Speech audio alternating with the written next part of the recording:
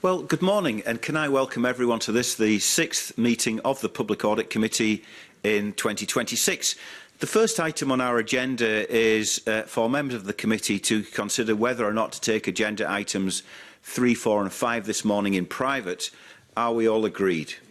We are agreed.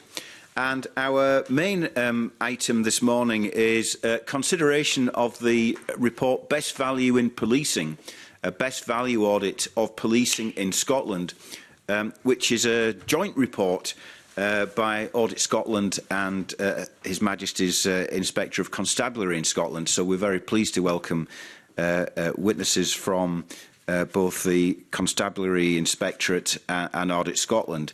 So can I begin by welcoming our panel, first of all, Auditor General Stephen Boyle. Good morning. And the Auditor General is joined this morning from his team by Fiona Mitchell-Knight, who is an Audit Director, and Lucy Jones, who's an Audit Manager at Audit Scotland.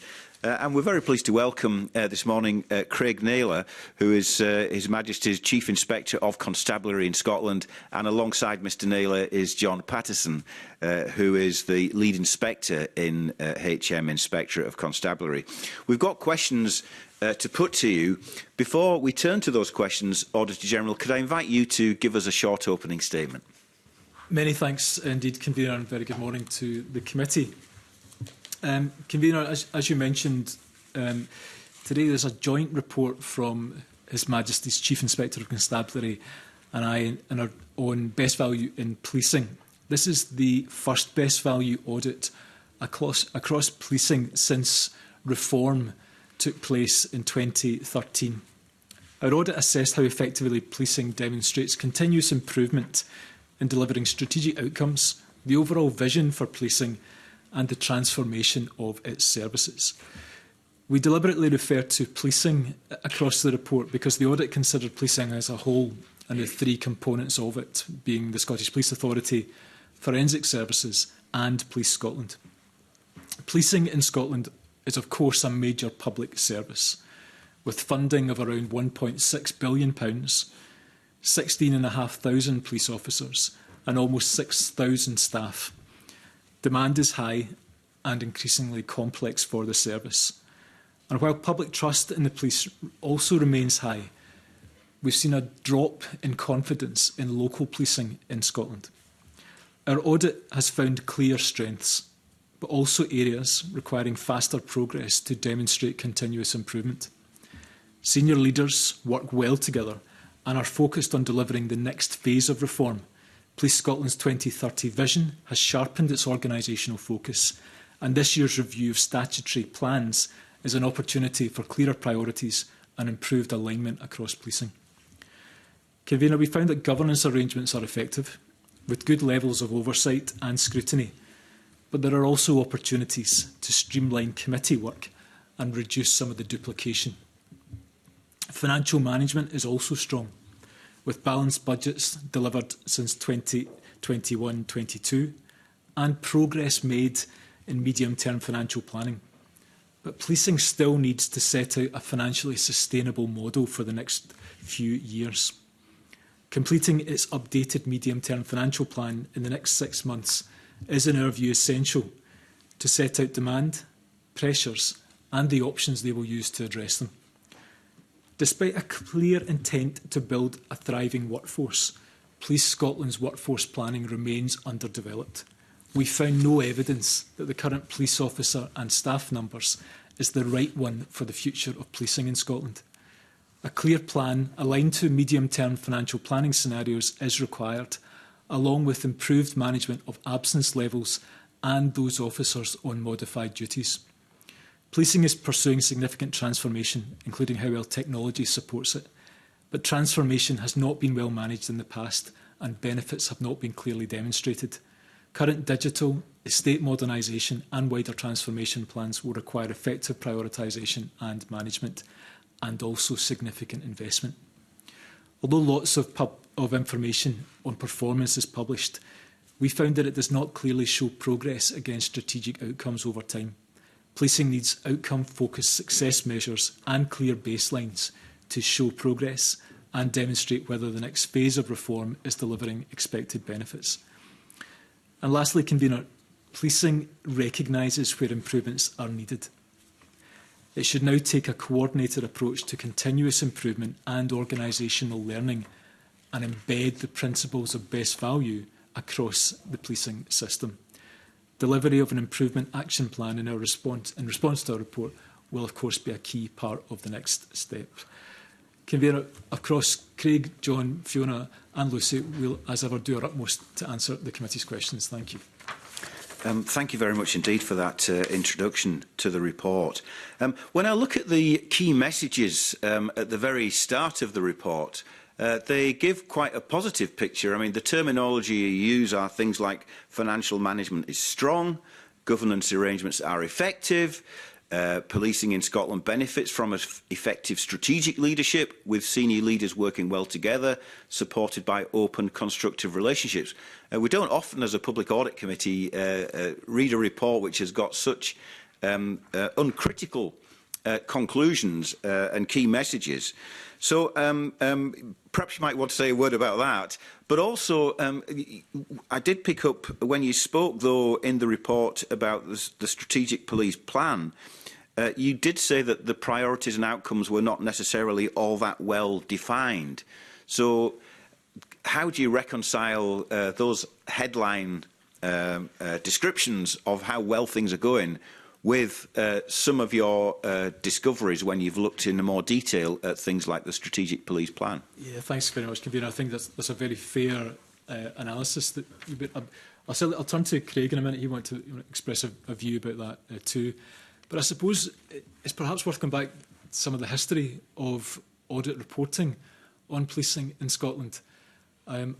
I reported, I think, the last section 2021, but the committee, of course, will recall that there had been a statutory report on the Scottish Police Authority almost every year since police reform took place.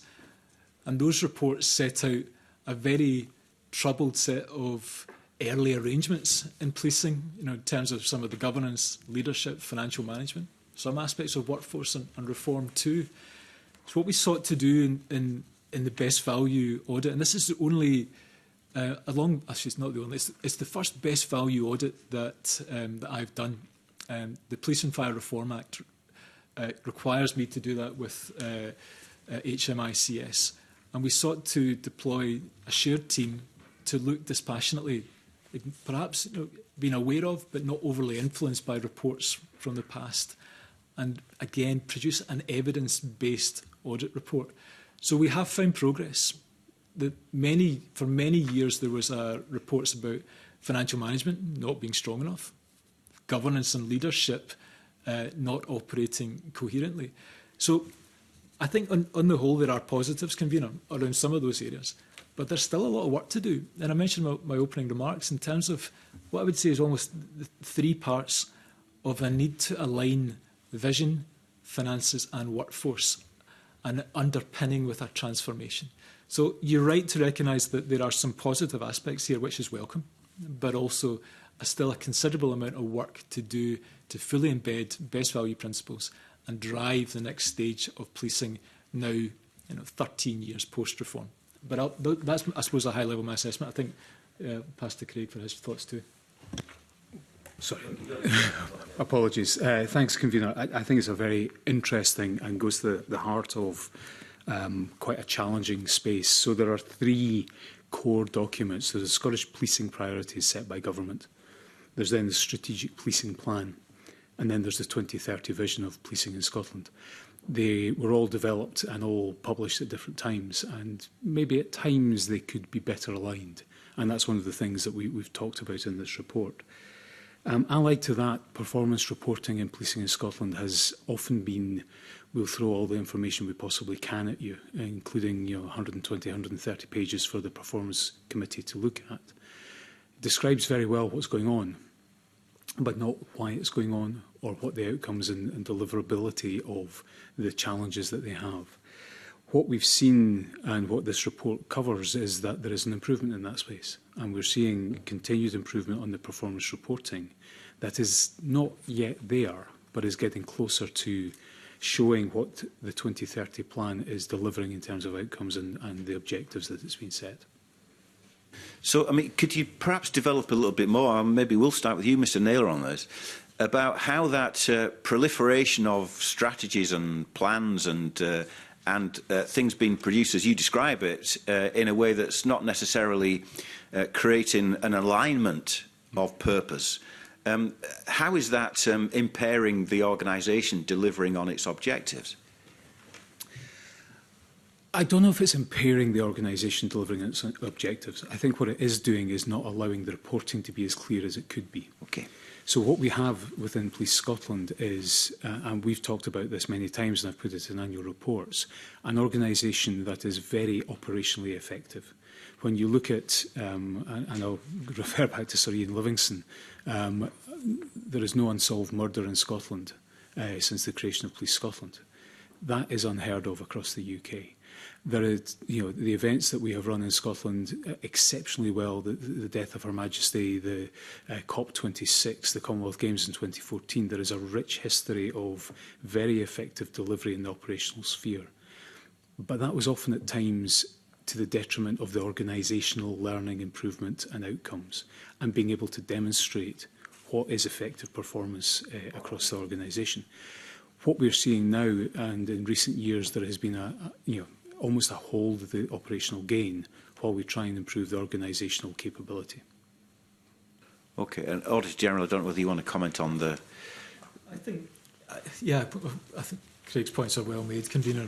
It probably really just speaks to, I think, and where next for policing, in terms of, I think, what we look to capture in Section 4 of the report that assesses, is this an organisation that is ready for self-improvement? And the report talks about there's a very large number of recommendations. It's an organisation that is not short of scrutiny, and Craig rightly referenced the former Chief Constable, and I remember Sir Ian Livingstone giving evidence to a previous Public Audit Committee meeting, which he set out the wide range of bodies that scrutinise policing in Scotland, from auditors, inspectorates, health and safety executive, and many, many others.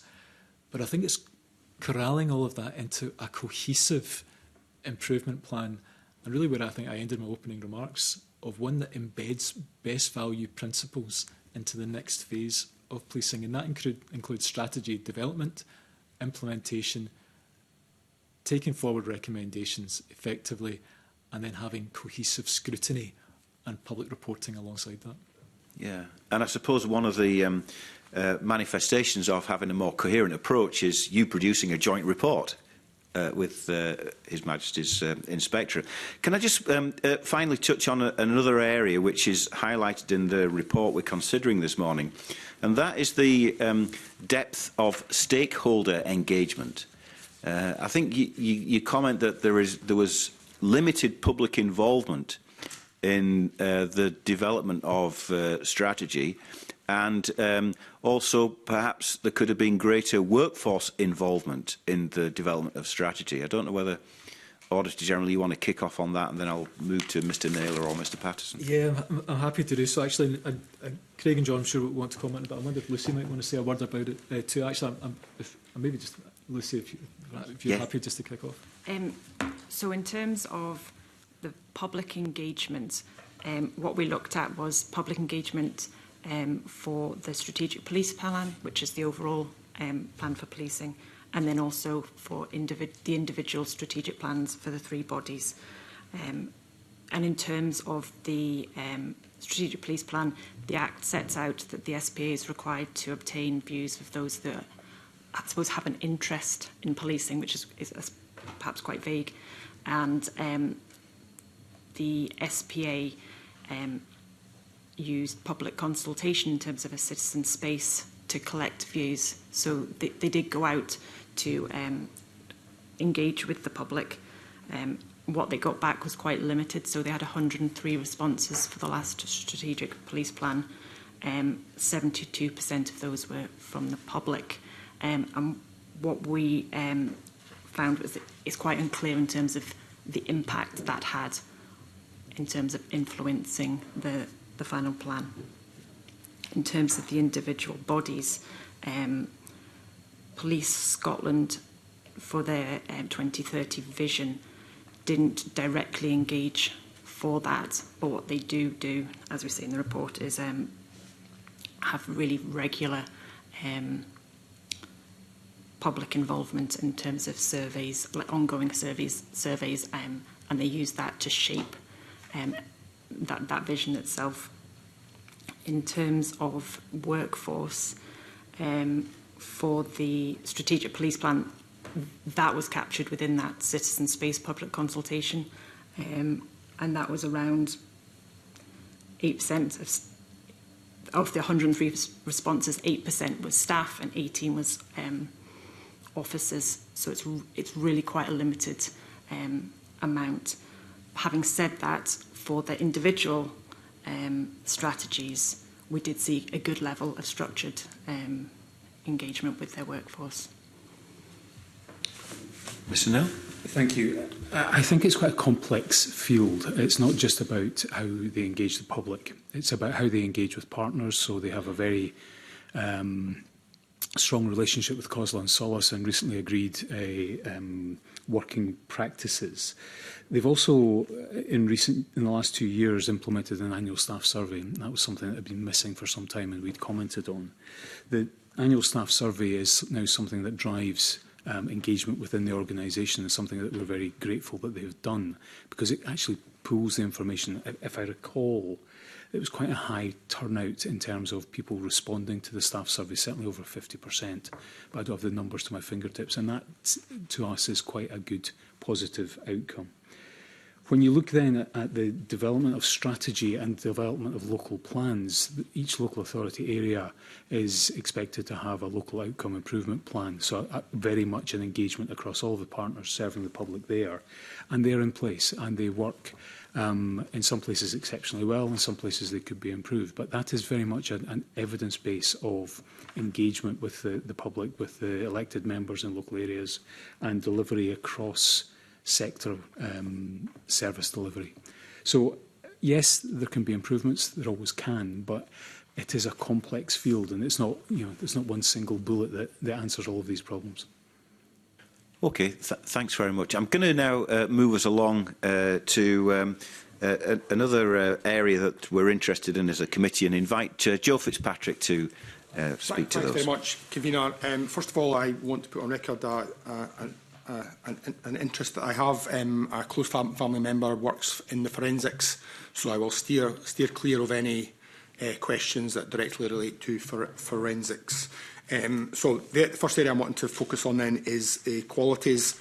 The report reminds us that in 2023, the then Chief Constable, quite dramatically, as I recall, acknowledged that Police Scotland was institutionally discriminatory and racist. The current Chief Constable set out her vision in 2030, in her 2030 vision, for the commitment for Police Scotland to become an anti-racist, anti-discriminatory organisation. There's obviously a number of pieces of work ongoing, including Policing Scotland, and there's a strategy in place. In spite of that, in 2024, Police Scotland's internal audit found that policing still doesn't have effective arrangements, inequality and human rights impact assessments. So just good to hear what your audit found in terms of what are those failings, why they're not managing to take that forward in a way that will have the effective arrangements for equality impact assessments, and what's missing, and how are they progressing with that? Yeah, well, good morning, Mr Fitzpatrick. I'll turn to John in a moment, actually, because John's led much of our work on equalities. Maybe as a high-level comment, first of all, I think we say in the key messages, and I allude to this in my opening remarks, that one of the first principles of best value is, does the organisation know itself? Is it taking a considered view, evidence? Has it done appropriate self-assessment of it? So referencing back both the former Chief Constable's public statements upon the considerable work that needs to be done by policing and Police Scotland to become an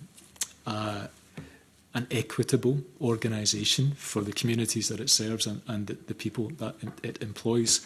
I think what we look to set out, as you referenced a couple of times, the work that supports that self-assessment and the judgment that we've made in this best value audit of the range of sources. So the 2030 vision from the new Chief Constable is clear that they, by that stage, intend to become an anti-racist and an anti-discriminatory organisation. Joan, probably best placed to set out the steps that need to take place together with the range of sources. So I think, but from our perspective, we're seeing that, and it's not everything we see. And we do best value audits principally in local government, and we don't always see an organisation that knows itself and opens up to quite severe public scrutiny and comment in the way that policing does. So that's a very important first step that's happened here. But I'll bring John in first, or Craig if you want to come in. I'll come first. I think there's a couple of things to say. The Policing Together programme is looking at the equality, diversity and a range of other prevention-type approaches to policing across Scotland. It's led at a senior level by an Assistant Chief Constable.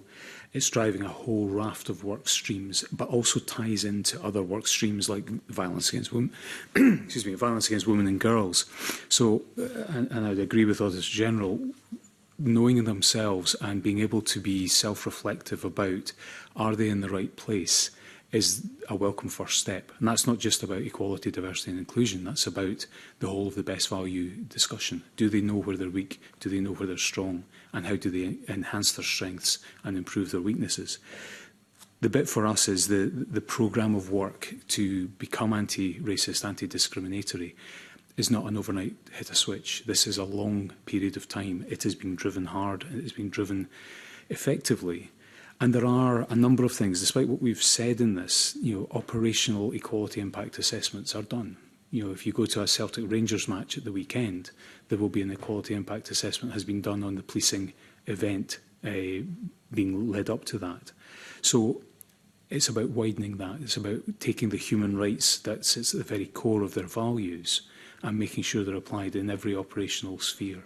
We have reported previously on big operations where the human rights and values are at the core of it, and we have said that there needs to be more of a focus on the day-to-day policing of embedding those human rights and embedding the values of the organisation. Work is being done on that, but it's a progress. John, I don't know if you want to add anything. Morning, Mr Patrick, and morning, committee. Just building on what Stephen and Craig have said, what we were interested when we were doing the field work was not just what Police Scotland and policing in general knows, but what are they actually doing about it. So just going back slightly to start, the decision in 2022 to create Policing Together came about because of the staff surveys that Craig spoke about before. And it's fair to say there were significant concerns raised by staff. Equally, from the public consultations, concerns were highlighted.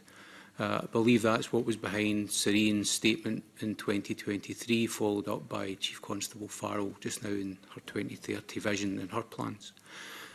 The determination of policing to change the approach, and as Craig said, it isn't overnight, started with the appointment of a dedicated Assistant Chief Constable in 2023. So that Policing Together programme, and we saw evidence of this, was initially formed under the oversight, I should say, of the Scottish Police Authority, because the then chair took the decision that it was such an important matter to create an oversight group, and that still runs today. So the initial plan was prepared. It was reviewed at the midpoint in 2024, and there's kind of 4 key areas of leadership, learning, engagement and communications, the latter being key to raise the awareness and keep it in focus. We know that there's a culture dashboard now in Police Scotland, and I use Police Scotland, but I know that it is used across policing as well, which is really important because you need to capture it and you need to keep, I think, clarity in what you're actually doing and what outcomes you're seeking to achieve. There's 16 master actions that we found, and these are reported as well through the Policing Together Oversight Group and publicly every 6 months, either at the People Committee or indeed at the SPA Board. 30 community advisors have been appointed by Police Scotland, again, to make sure that there's that community connection and link into what's happening. And, of course, you know about the independent review group that reported recently as well. So that's the evidence that we've seen that the action being taken. I should say that the Assistant Chief Constable works directly to the Deputy Chief Constable. It's part of the internal portfolio, and ultimately it's the Chief Constable's responsibility. The overall effectiveness of the Policing Together programme, covering the areas that Craig has spoken about, will be subject to a full assurance review by HMI in the financial year 27-28. So that whole effectiveness, given policing time to embed the strategies, we'll do another validation on that.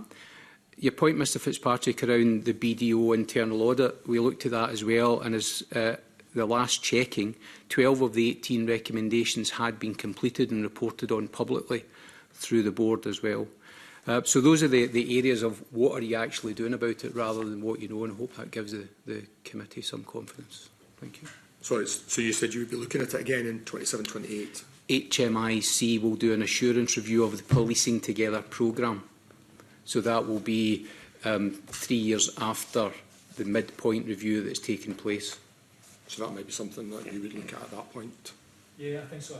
I suspect John and Craig will be part of the public reporting and for you, Craig, to talk about, but certainly as part of the wider interest that we'll have, I think as we've spoken with the committee, we'll follow up progress against recommendations as well and bring that to the committee's attention in due course. Okay, thanks. I'm going to move on now to the Police Scotland estate.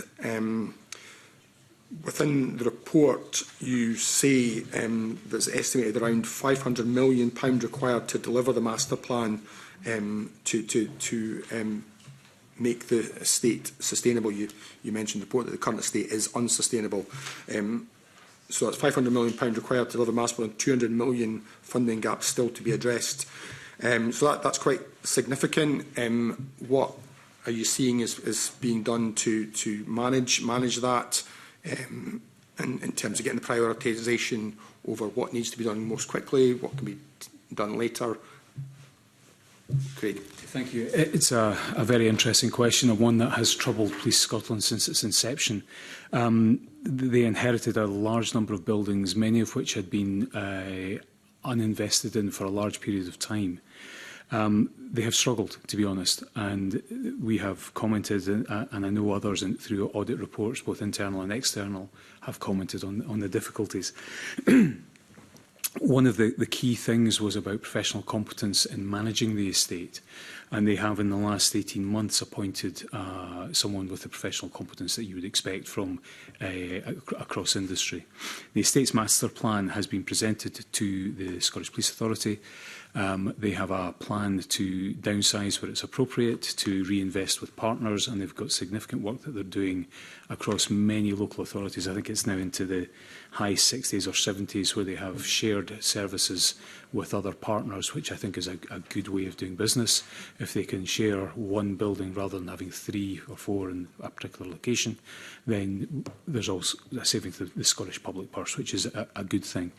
But it's not easy. You look at just down the road at Fetties, it's a crumbling building built in the 1970s on a very large footprint, and they have been trying to work with partners across the Single Scottish Estate project to make a difference there and to get to a different outcome, which will reduce the annual revenue cost on that and will hopefully free up some capital to reinvest in a more efficient estate for Edinburgh. But the difficulty is you need people who are professional, who are competent to be able to drive that business. The bit for me, the £200 million funding gap will need to be subject to business cases going forward. It's not just as simple as saying, here's a nice round figure of 200 million. This is what we need government. It's about specifying what they're doing, how they're making revenue and savings, how they can reinvest capital, and getting to a point that is well consulted on across communities of Scotland, so that people are assured that they have a service that meets their needs in their community, but also they have a building that is fit for purpose, that does what it needs to do, whether that's custody environments or front counters or deployment bases for operational officers. So it is a big, complex area. It is something that they know they have not been good at, and they're taking significant steps to make it better. And have you got some confidence that they are getting to grips with it now? Far more confidence than I had 2 years ago. Yes. Okay, well, I guess we'll take that as a positive then. Thank you. Thank you, Convener. Thanks very much, Joe. Before I bring in Graham Simpson, the Deputy Convener's got a supplementary question on the area of equalities, which is touched on in the report, which Joe Fitzpatrick raised. Jamie. Thank you, Convener. It's appreciated. And good morning, Auditor General. Good morning, guests.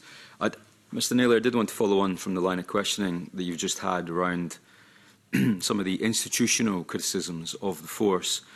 And please correct me if I'm wrong, but your response seemed to suggest that dealing with these issues, well-documented, well-publicised issues, are a work in progress. We're getting there, but we're not there yet. That's fine, I understand that. But does that suggest that Police Scotland still has issues with institutional discrimination, racism, misogyny, homophobia, or anything of the above? And the reason it concerns me is because either A, that is the case,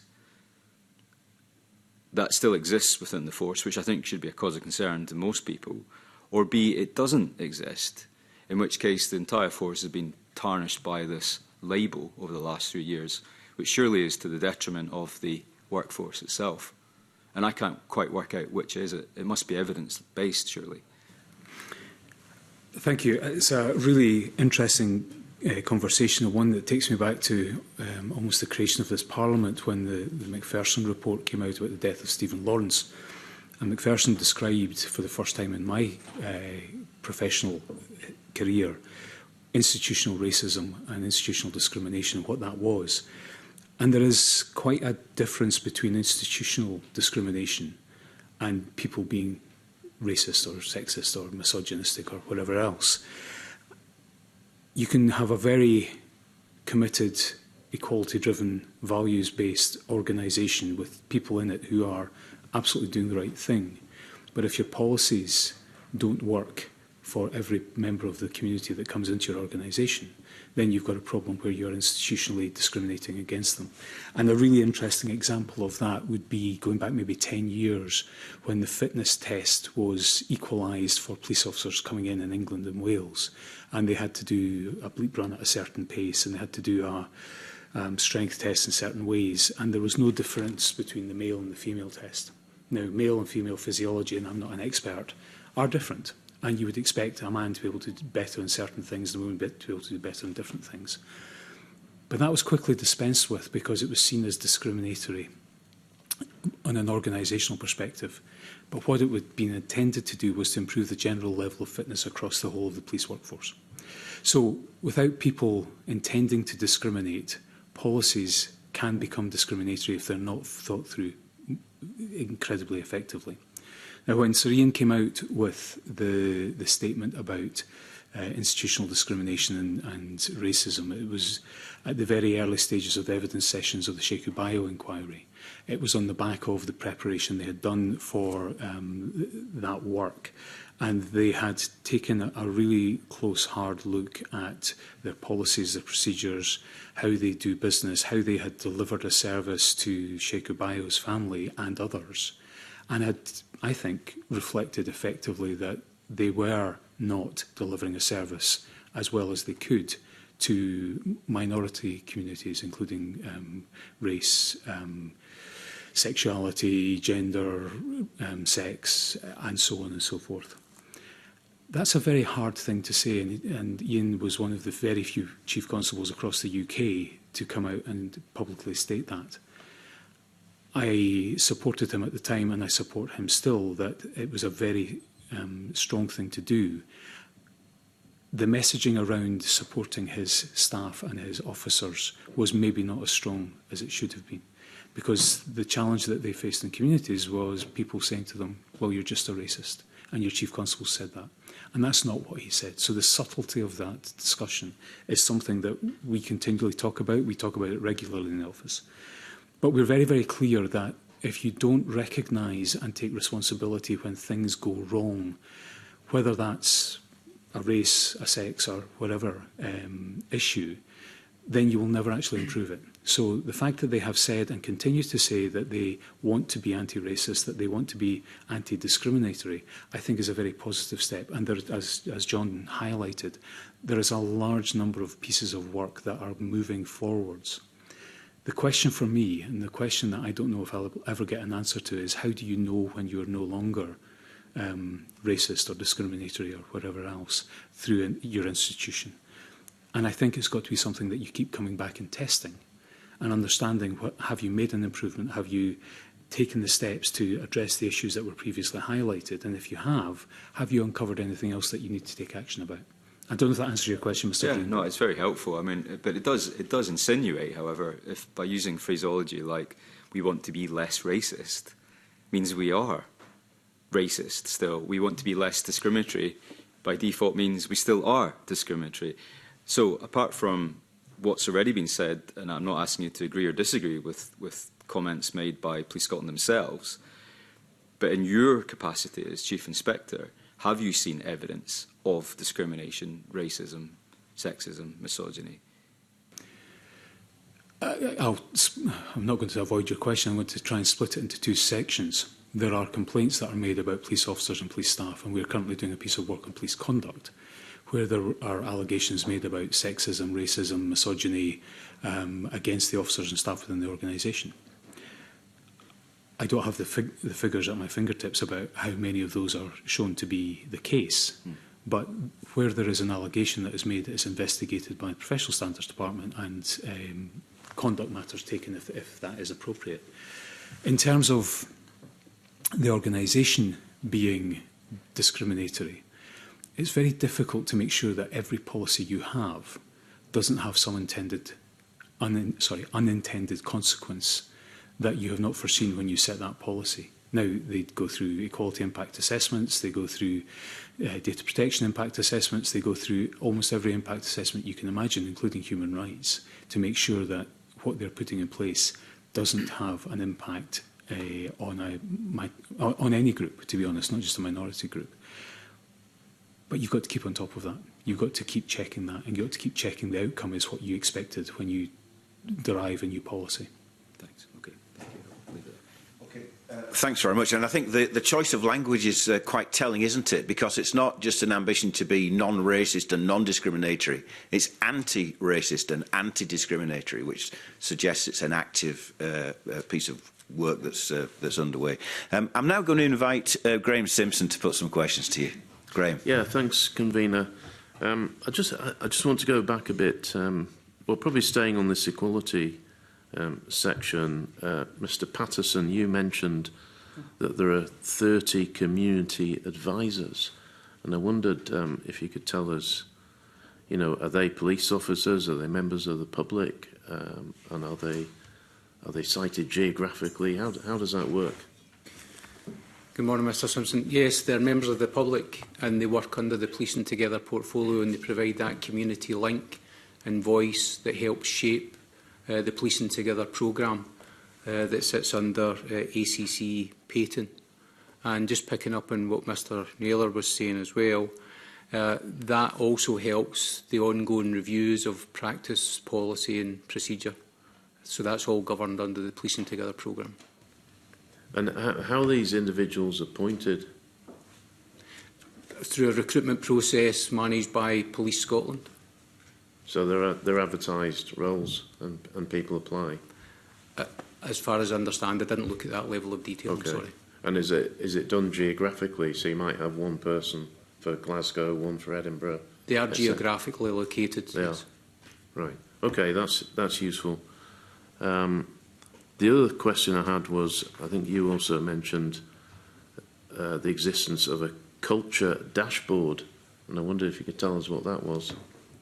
That's looking at the culture within the organisation. It looks at staff survey responses and reviews, and it's monitored just to keep track of cultural issues within the organisation and engagement with the public. What kind of cultural issues? I don't have the full list to hand. Sorry, Mr Simpson. That would be something for Police Scotland. Okay, right. So, Mr Fitzpatrick was asking about estates.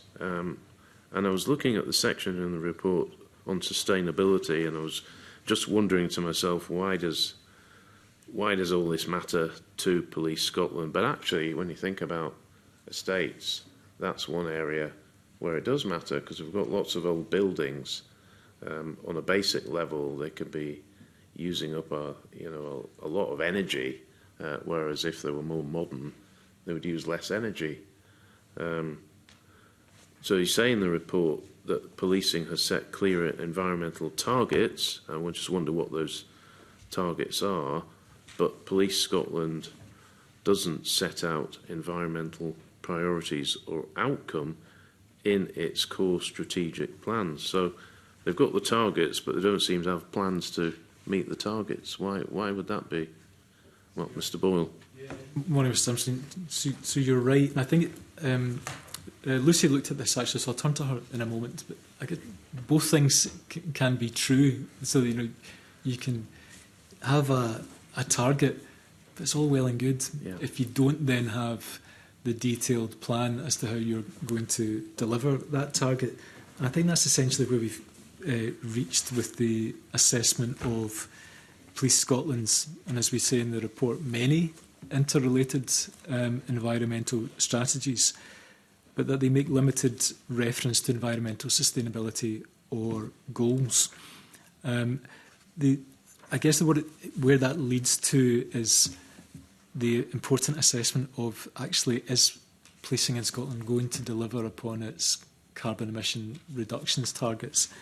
And some doubt now about Police Scotland's ability to deliver the 35% target to reduce CO2 emissions by March of this year, not now being achieved.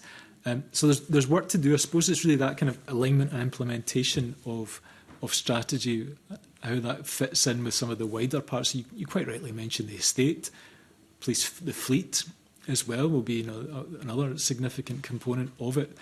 So I think it's that next step, convener, almost of a strategy needs to be more than a document in and of itself. It has to then shape the implementation, the delivery of operations, and that feels like an important part of kind of where policing goes next. Lucy, but I'm kind of keen to bring you in if there's more you wish to add.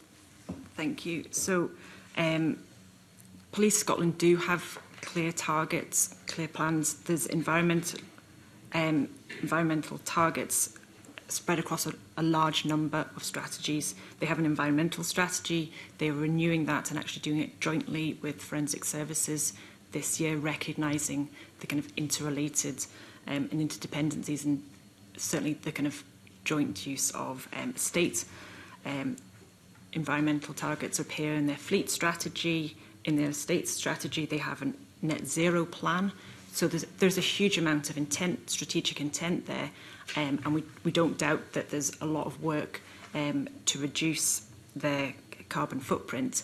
However, when you look at their core strategy, which is the 2030 vision, and the business plan and annual police plan that sit behind that, that lacks reference to all those wider strategies. And I think that was the concern we had. Not that they didn't have a focus, just that they weren't bringing it into, I suppose, what drives them each year and what their kind of focus is. Conversely, the SPA and forensic services both have those clear commitments in their core strategies. And just in terms of the overall policing target to reduce CO2 emissions by 35% by March this year, the last update was that there's a high chance that that won't be missed. But I think we recognise that that's a challenge faced by the wider public sector as well, and it's not a unique one to policing. And the estates element and how they drive forward modernisation is all linked into that. So that target for reducing CO2 emissions by 35% by the end of March this year, what was that 35% from when? I'm afraid I don't actually have that at hand. It's pretty meaningless unless we know that. If we may need to come back to the committee if we don't have that detail at the moment. Okay. It's quite important, though, isn't it? We need to know. I think it's basically the reference. I expect, I'm almost certain, Mr Simpson, that it will be another. It will be covering a period up to March of 2026. But I don't think we've got the detail as to which, if it's one financial year, 2 financial years, or how far back it goes. We can follow up after the committee meeting. So apologies, we don't have that to hand. Okay, no problem. You also say that there appears to be a low awareness of these sustainability initiatives, such as they are, among senior leaders in the police. So, I mean, it goes back to what I was saying at the start, really. You know, it's all very well having targets, but if the top cops don't know about them, then how are they going to be met, are they? Thank you, Mr Simpson. I suppose there's a separation of responsibilities here, and the responsibility around sustainability will be very much vested in those who are purchasing the vehicles, who are negotiating the contracts for gas, electricity and so on, who are repairing, maintaining and sustaining the estate and the buildings to make sure that they are as carbon efficient as possible. I wouldn't expect someone who is a firearms commander who's dealing with a live firearms incident as a superintendent at 3 o'clock in the morning to be considering which vehicle they send to that. They will use the vehicles that are available to them. So while I don't expect operational police officers to be fully cognizant of every piece of the plan, I would be expecting them to be saying, if I'm replacing my fleet, I want to make sure that procurement are getting me the right fleet for the job I've got to do, which is the most important thing, but also the sustainability aspect going forward. To maybe just pick up a touch more on that, one of the difficulties Police Scotland has wrestled with since its inception is the amount of capital it gets every year. We've talked earlier in this session about a £200 million gap that they describe. When you look at this, the state of the estate, many of the buildings are old, are decrepit, are not fit for purpose, and they can do very little to improve their insulation, heating, and so on and so forth. A piece of work we did when we reported on well-being a couple of years ago, we visited Rothsay. Now, the building in Rothsay had holes in the roof, had water running down the walls, and there had been no money to invest in that. Thankfully, that's now been done, and as part of the improvements to fix the roof, they have put in greater insulation and a more efficient heat system.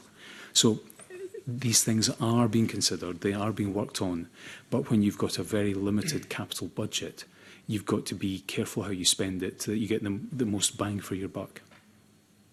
In fact, you say in the report that the capital budget is over-committed every year. So our budget's actually just far too tight to achieve what we want to achieve. I'm not a budget specialist, and I'll maybe turn to Stephen in a second, but I wouldn't mind making a couple of comments on it. The reason that they overcommit every year is because they have a single year budget to deal with. So when you're trying to spend large amounts of capital on infrastructure type projects, doing that with a one-year spend is incredibly difficult, and I'm sure this committee's heard that many, many times before. So Police Scotland try to overcommit and then recognise that they will not deliver everything within their overcommitment. It's how big your overcommitment is that is the interesting factor, and I've heard figures of between 10 and 20% as reasonable. When I was doing a similar thing in England and Wales, we were very fortunate that we had 3-year budgets, so I could phase what I did over a 3-year period. And to be honest, I ran a force a tenth the size of Police Scotland, and at the time my capital budget was half of the capital budget of Police Scotland. So a small rural county force in England and Wales with a total budget of 10% of Police Scotland, our capital was 50% of what Police Scotland were getting at the time. You had 3-year budgets, whereas Police Scotland has 1-year budgets. So do you think then that if Police Scotland had 3-year budgets as opposed to 1, it would help matters? It would certainly help them schedule the work and I think deliver more effectively. And I'm sure that Police Scotland would be delighted if you could say to them, here is some future certainty on what they're going to spend. And we have called in this report for a better medium-term financial plan, and 3 to 5 years is what you would expect that financial plan to look at. And a wry smile has come on the Auditor General's face. Well, thanks for letting me come in on this, Mr Simpson.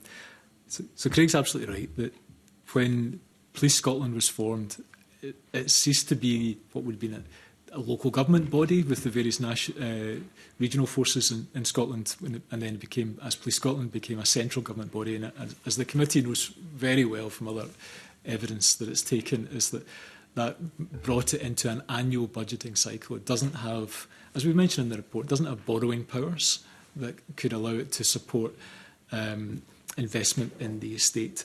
But I think the point is that we do say in the report, when we talk about medium-term financial planning, strategy, workforce, is that there is a need now for policing to set out with clear scenarios stronger financial planning arrangements into the medium term that will encompass both capital and revenue. Because I think what effectively we're talking about here is public service reform and transformation, that there is a significant legacy estate.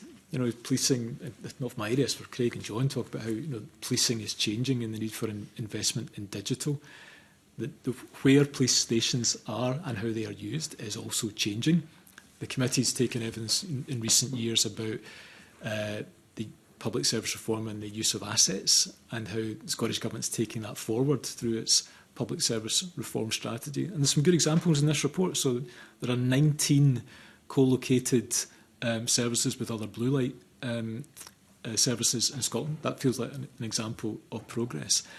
But I think, and the point that it's not about police finances in the round, Mr Simpson, but police will be able to make a stronger case to government if it does the detail workforce, estates, strategy, and that's all brought together to support how policing will be delivered by 2030. And Craig, you may want to say a bit more about this, but I think that's where we can see that there is progress, Mr Simpson, but I think it will be a more compelling case to make, having gone through workforce, medium-term financial planning and alignment with vision and strategy.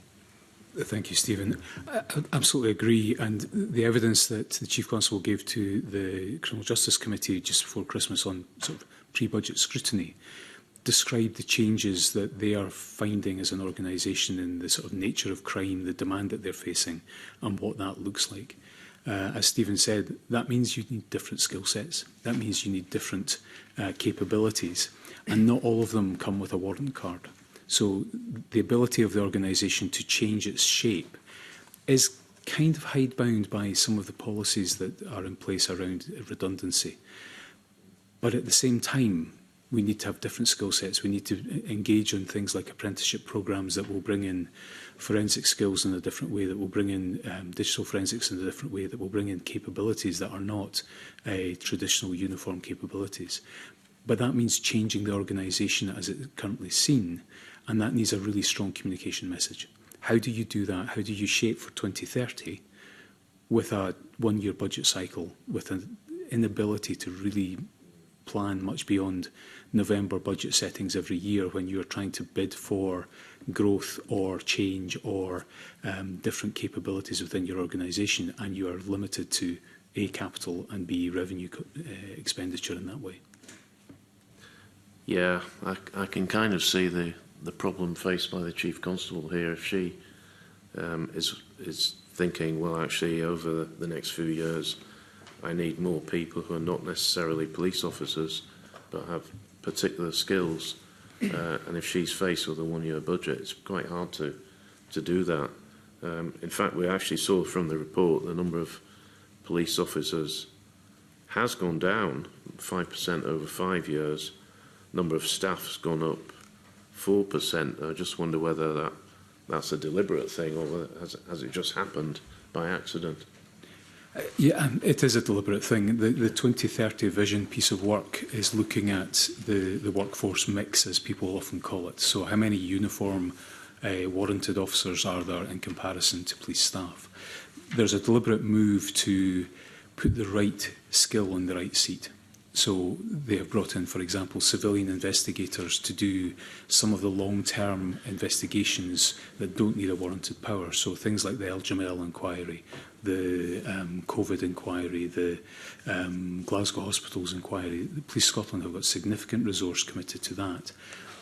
Many of those investigators are either former officers or investigators from other services that have been brought in to focus on this alone and are not expected to make any arrests. So you don't need the power of a warrant card to do that investigation, as long as you're a skilled investigator, can take great statements, can understand evidence and can present that to a court or tribunal in a way that is consistent. That, to me, is really good use of resources. But where you have other people within the workforce that are not able to be skilled up in new digital ways of working, how do you then redeploy them if you don't have a capability of going into the workforce more aggressively and changing those jobs or changing the employment model that you've got? That kind of inhibits what they do.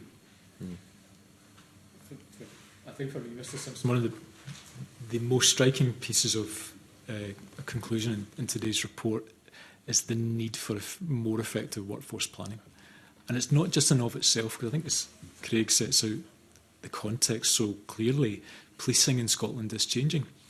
And that is unlikely to be achieved both in the timescales, the cost, or the operational necessity through natural wastage. So that has to be supported by a very clear phased transition model. Some of that will come with a cost. It may require engagement with the Scottish Government in terms of flexibility about how it wishes to make that transition. But you can't make that case without having gone through the detailed workforce planning. So it's such a fundamental, important next step for policing that they are able to articulate with the range of scenarios linked to finances and vision about how policing and who will deliver that policing service will evolve.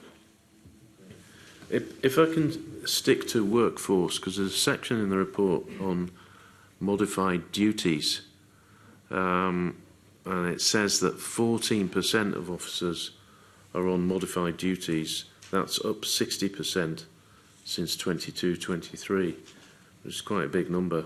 9% of those on modified duties are not deployable. So I just wonder, if you can explain what we mean by modified duties. I mean, maybe it's obvious, you're not doing the job that you were originally doing, but there must be reasons for that. Are they health reasons, or is it deliberate moving people into other roles? And why have we got 9% of those officers who aren't deployable? What's the reason for that? So there's a large number of reasons, Mr Simpson, and you touched on that. Some of them are health issues. Yeah. So they can be, for example, women who are pregnant are not deployable. You wouldn't want them to be going out and wrestling with someone on Lothian Road at 3 o'clock in the morning. Or someone who is recuperating from an injury or an illness or something similar. So I would describe as one group. There are those who have an illness or injury who will never be able to be redeployed. So, for example, someone who's been injured on duty and has such an injury that you would never want them to be put at risk of exacerbating that injury. Often in those circumstances, that individual will work through either a reasonable adjustment under the health and safety legislation, which Police Scotland are obliged to do, or will work towards an ill health retirement. Now, an ill health retirement robs someone of their career, and that's quite devastating for the individual, and you don't want to do that unless it is the only option available to you. The other factor in that is it's incredibly expensive to provide someone with an ill health retirement package, and Police Scotland have got a limited budget. It affects their pension, and don't ask me to explain it much more than that, but it's incredibly expensive. Having served as divisional commander in Police Scotland, we would often look at individuals who wanted to work, but we couldn't effectively deploy them in a safe way for them or for their organisation, and it was incredibly expensive to look at that. There are then those who are working towards that ill health retirement. There are others who are restricted because of conduct matters or investigations into their behaviour. So there are a large number of swathes of groups within this 14%. So it's not a homogenous group that you can apply one fix to. And we are keen that Police Scotland are even more focused on it than they have been, to maximise where someone is at work, is able to be deployed in a policing role but not a front-facing role, that their skills are made best use of. And things like that can be intelligence officer posts or posts dealing with the public who have come off the treble 9 system within the control room. There are jobs that can use the skill set of a police officer that are not operationally deployed. So we're not saying 14% is wasted resource. We're saying it's 14% that needs to be managed really effectively to get the most out of them when they are not able to be deployed in an operational role. Yeah, it does seem quite high to me. I just wonder why do you think it's gone up so much? I mean, it's up 60% in just a few years. John has looked at the greater detail of that, and maybe you could answer that, John. Mr Simpson, it comes down to recording practices and processes within the organisation. So when the organisations, the 10 legacy organisations were brought together, there was a new personnel system brought in called Scope. It had limited functionality. So the work that was done late 21-22 at the end of the COVID period and the lessons that were learned during that, where officers and staff were able to come forward and accurately record the duty modification. That was what was behind the initial surge, moving up 60%. So where policing is at the moment is firstly recognising that it is a challenge, and they have an action plan that was presented to the Police Authority in August last year and is now fully supported by Human Resources Lead to do exactly what Craig has said. Look at those officers, look at the different categorisations. Is someone short-term modified, long-term modified, recuperative? The other issue that I think we need to be alive to is there's a challenge where officers and staff are waiting prolonged periods for medical interventions, whether that's through the NHS or somewhere else. So police officers and staff are not immune from some of the backlogs that unfortunately we see at the moment. So that has a knock-on effect to the resource availability. And just picking up on the point about 9%, so that's officers who could not carry out the normal role of a police constable.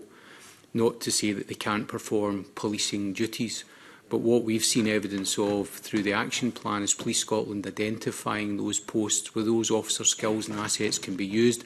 But equally, as the Chief Constable set out her wider reform of policing, as Craig set out the change in the workforce mix, those opportunities will reduce for the Chief Constable to be able to use those officers in those posts. So that's why it's important that the workforce plan takes cognizance of that. Okay. If I can just finish by asking about something that's been concerning me in the police for some time, and that's the levels of mental health problems. It's kind of linked to what we've been talking about. So mental health issues, they're the most common causes of long-term absence in the police. The absence levels, because of that, remain higher than pre-COVID times. They cost £80 million a year. And I've spoken to police officers who will admit to having mental health issues, and sometimes quite senior police officers, which is tough to hear. But it's refreshing that they're able to talk about it, I guess. Why do you think, why do you think things have got so bad, and why are levels not reducing? I'll happily pick that up, Mr Simpson. There's an oft-quoted statistic that the majority of the public will deal with 4 traumatic incidents in their life, whereas a police officer will deal with between 400 and 600. And these are the figures that the Scottish Police Federation have used in a recent campaign. It's a challenging job. It's a traumatic job. And we did work on this 2 years ago just now, where we looked at the well-being offering to officers and staff within Police Scotland. And there were some really good examples of good practice. There were also some really poor examples of practice. And Police Scotland have an action plan and are taking action against that. But when you deal with a workforce of 16,500 officers who are dealing with between 400 and 600 traumatic events during their 30 or 40 years career, that's a massive impact on individuals. What we found during our work on this was two really strong elements that affect individuals' mental health. One is dealing with the trauma, so dealing with a dead body or a really serious road traffic accident with young children or all sorts of other things that they deal with on a regular basis. The other side of that is the organisational stressors that are within the organisation. So how easy is it to get a day off when you need a day off to attend a school event with your children or a family party or something similar? How easy is it to get your holidays when you're cited for court? And we're doing some work just now with the Prosecution Inspectorate on citations and how the whole system works for not just police officers and staff, but for members of the public. And we'll publish that next month. But there are stressors within the organisation that add to the trauma that they deal with. Getting on top of that and working on that as an organisation is difficult, is complex, and you need to be able to recognise the individual behind the issue, not a number. So dealing with individuals of 23,500 people is a big, complex thing, and it doesn't always work. And that's where you end up with individuals taking the organisation to court and industrial tribunals, etc., because they have been poorly treated. But there is a commitment from Police Scotland to work on their well-being. The 2030 vision has got very strong well-being ambitions in that, and we are keen to see that develop over the coming years to make sure that the staff and the officers are supported, are able to talk about their mental health where that is a challenge for them, and not be stigmatised, which has often been the issue with the bravado of policing in the past. It was frowned upon to, certainly in my young career, it was frowned upon to talk about anything that upset you, whereas that is changing. I'm not saying it's fixed, but it is changing. Yeah. Convener, I could talk about this for hours, but I won't. Somebody else needs to get short. Yeah, okay. Thank you very much. And I think that was really useful understanding the well-being issues around workforce. We're now going to move on, though, to talk about workforce planning. And I'm going to invite Colin Beattie to put some questions to you. Colin. Thank you, Convener. I've got a few questions here. I'm not sure whether to address them to the Auditor General, so hopefully you'll just pick them up according to. Workforce planning is a real issue here. Audit Scotland, HMICS and the external auditor have reported that workforce planning is underdeveloped.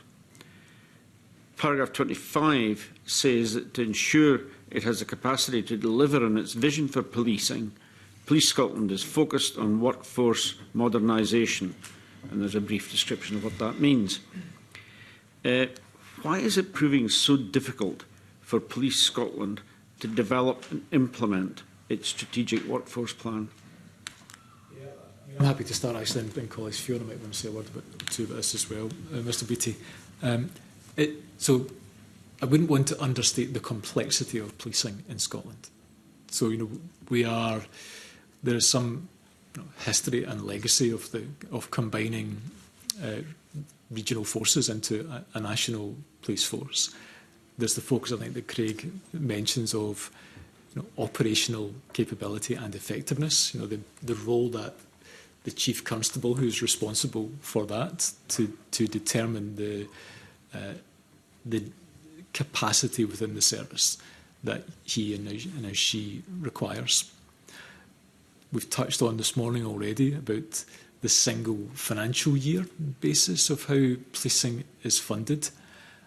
I think, as I mentioned to Mr Simpson, I don't think that in and of itself is sufficient mitigation not to make progress, because policing is not the only large and vital public services that is funded on an annual basis. The NHS, is in the same boat. So there are mitigations, but I don't think, and I think that's what we set out in the report, that they are in and of themselves sufficient for policing not to make progress. It's essential that they do to deliver the modern, transformed police service that's set out in the 2030 vision. that they can map out the steps that they need to take to transition from the model of policing and the workforce that delivers it from 2026 through to 2030. Inevitably, when you do a plan, of course, it won't be entirely what you set out today that will be delivered 4 years. But having a detailed plan with those scenarios and the funding gives a better chance of implementing it. It makes it a more credible offer to the funders of policing, the Scottish Government, and overseen by this Parliament. So we, as I've mentioned, we set out in the report and in our conclusions and recommendations that I think workforce is so central to enhancing workforce planning that it then can align with medium-term financial planning to deliver the vision that's required. If I may maybe turn to, if Fiona might want to say a word or a second, if you're content, and then, of course. On the back of that, I mean, you've very usefully sketched out the background and the situation there, which is very useful, but you haven't said why. Why is it that it's so difficult? So all organisations find this difficult to do, but I think so. I think the funding is a component of that, and also part of it is I suppose that in any organisation when engaging with their funders, you know, that there is and particularly in public sector, you know, this is also some of the components of what had been a very clear position of no compulsory redundancies. That's, I think, not quite as cast in stone from some of the recent announcements from government as part of its public service reform strategy.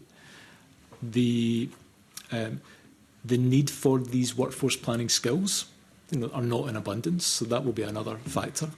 There's, you know, a changeover of personnel, together with, you know, I think the nature of policing also changing. So, you know, I guess it's definitely Craig's territory, but, you know, a rapidly, you know, digitising environment and skills. So the types of crime that would have been taking place in Scotland are changing. You know, crimes in the street moving into the home and online is also part of. So at which point do you cut it to say, actually, we need these skills today and not those ones for 2-3 years' time? So I think there are a range of factors. I hope some way to address why, but they have to be overcome. You know, policing is still an organisation that spends £1.6 billion of public money. It's unique in terms of its ability to influence and interact with the public. So I think for me, all of the factors that make it difficult, none of them are sufficient that they're not insurmountable to deliver a cohesive financial and workforce plan to deliver the vision. Fiona? Yeah. Yes, thank you, Mr Beattie. So, as the Auditor General says, it's not easy to do, and many organisations across the public sector are struggling with this. What I would say is that we're clear in our report that policing has not been passive in this area. It has developed workforce plans, it has a strategic workforce plan in place, Police Scotland does, and Forensic Services has published its first strategic workforce plan in October 2025. But policing itself recognises that it has work to do in making those plans sufficiently developed to demonstrate how it's going to deliver on the vision. So an important part of an important pillar of the 2030 vision is the thriving workforce. And so now policing needs to set out how it's going to achieve its ambitions to achieve that. And we say in the report that you know, the next version of the plan needs to set out what the future workforce will look like in terms of skills and numbers, and importantly that needs to be aligned to the medium medium-term financial plan. That's a really important action for, to note. But Police Scotland already recognise this, and later in our report we talk about the best value self-assessments that have been done over recent years, and Police Scotland itself recognised strategic workforce planning as an area for improvement in its own best value assessment. So as I say, they've not been passive in this, and they're planning to develop the next version of the workforce plan in 26-27. So it's not an easy thing, but they do recognise it's something they must do.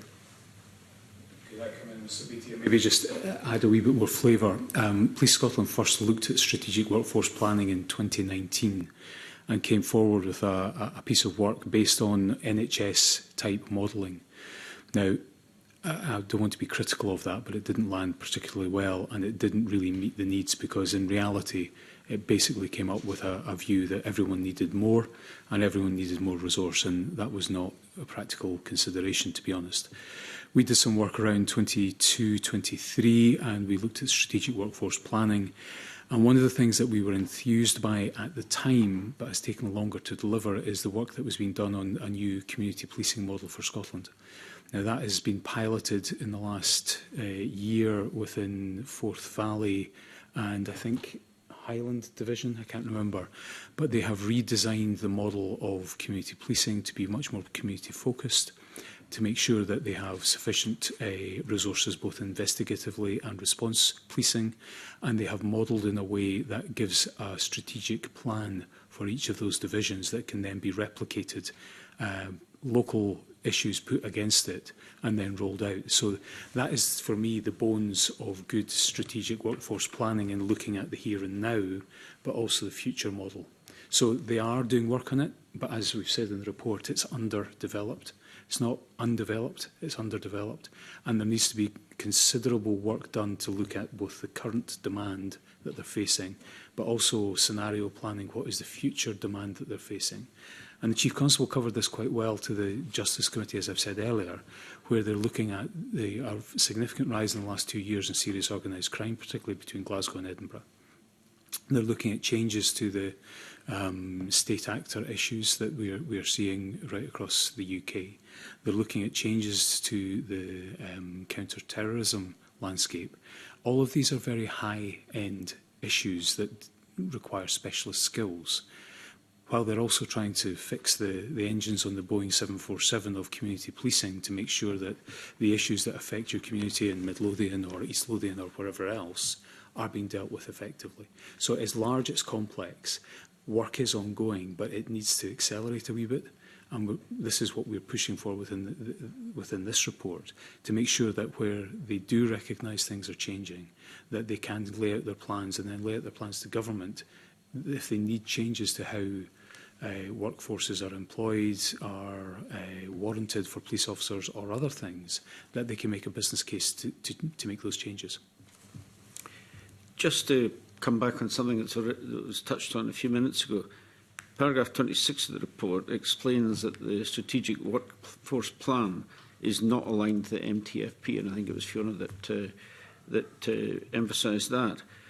So the report says the current financial and workforce plan do not support meaningful discussions within policing on budgets or with Scottish Government on spending. Again, you touched on that in the course of the last few minutes.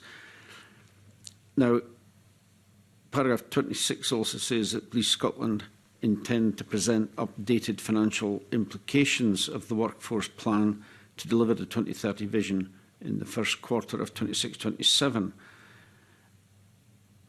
From your report, and I'm talking to you here, Auditor General, there's a disconnect between financial planning and workforce planning.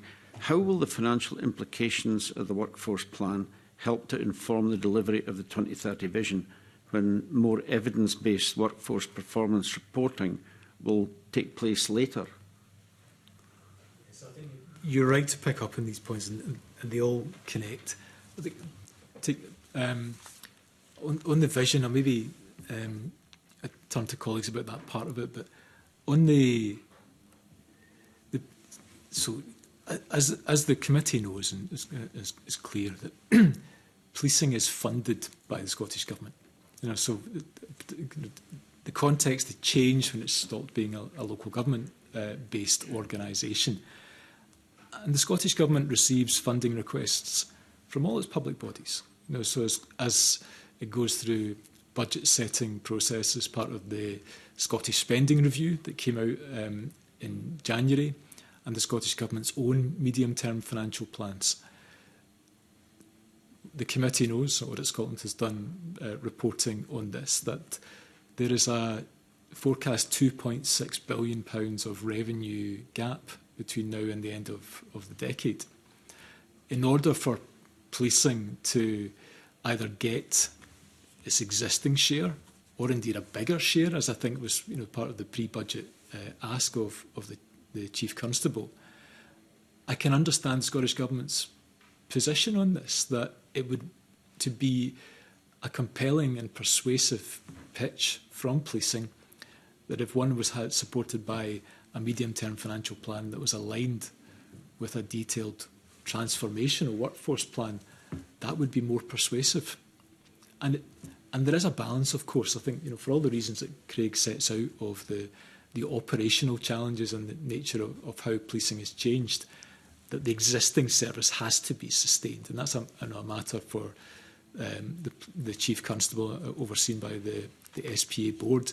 But the transformation and the funding of that transformation, as I say, will be more compelling if it's supported by a vision, a workforce plan and a financial plan that's aligned. And on the performance reporting bit, clearly that's so important as well, that because this will be a phase of transition of spending on policing and the operational capability that's needed through the workforce to deliver it. John, did you want to come on?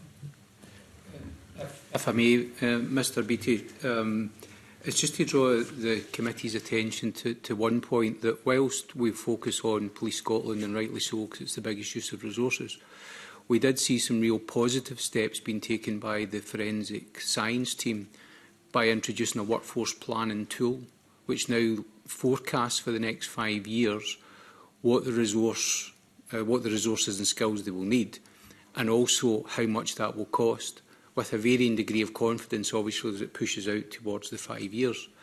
So there are pockets of really good work ongoing within the policing structure. The challenge with Police Scotland is the complexity that Craig's spoken about in the workforce mix, and we did see and hear from the Chief Constable before Christmas setting out some of those challenges. The issue that we have is seeing that in action and looking at what that workforce mix will be. And just to go back slightly to the conversation we were having around an increase in staff numbers and a decrease in police officers, policing in Scotland is still at a different level to staff officer mix than the rest of the UK. And whilst this report did not set out in any way, shape or form to do a compare and contrast, it's around 63% of the police workforce in England and Wales is officers and around 37% are staff. So you can see the Chief Constable set out her ambition in Vision 2030, that she wants to get to the place where she's got the right people doing the right jobs, but recognising the challenges that are coming through. But going back to forensic science, we've seen some really good evidence of that in practice. And I know that that's something that the wider HR team are now looking at within policing. Thanks. Just coming back to this question of the mismatch,